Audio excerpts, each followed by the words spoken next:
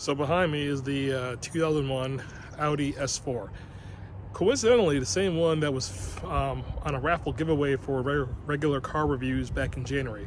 So I won it, drove fine for a little while, and then the alternator died. And then talking to some other folks here, it was recommended if you're going to take the alternator out, replace all these things since you have to take the whole front of the car off. Done that and put it back together, and now I have a boost problem that is out of control and have no idea. So take a look at these next few clips and see what you think. These are the issues. Can't figure them out. They seem to take me towards a lot of different areas, but it doesn't seem to match what I'm experiencing.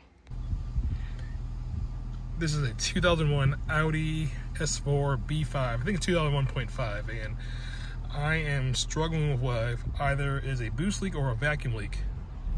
So that's giving gas, notice the stuttering. I do not have the VHG tool really on hand. Others have and have tested and not really seen anything outside of some of these overboost issues. But as reviewing a lot of other YouTubers and other forum posts, I don't see the same symptoms as a torn throttle body boot, which I've changed. Changed diverter valves. I've changed all the silicone hoses going to and from the intercoolers. Really at a loss right now as to what's going on. So let me go on the road and kind of show what happens if you actually try to drive it. So we're going, now let me give throttle.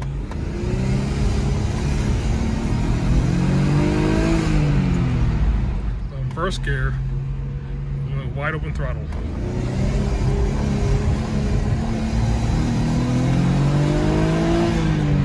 So it surges back and forth like it can't do something, and then it goes.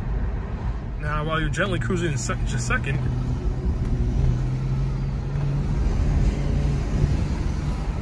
and that just jerky and bucking.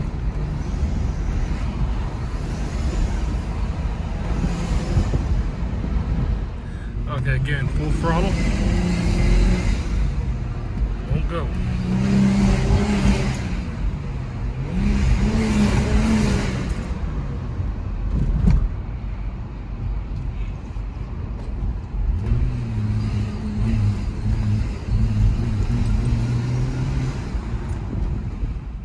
If you unplug the MAF and it goes into complete limp mode, car drives fine, obviously with minimal boost or whatever. So I'm not quite sure, and I'm hoping that maybe this video will trigger somebody to say, hey, you forgot something. Oh yeah, one more thing. I replaced the MAF sensor, the MAP sensor, the throttle body boot. I'm on my third one, just trying different things. Silicone hoses for the intercoolers.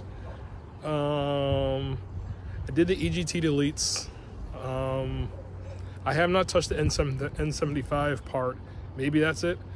But outside of that, pretty much it was just change the timing belt, water pump, thermostat, different pulleys, alternator obviously, and here we are. But I'm stuck and I could use some help.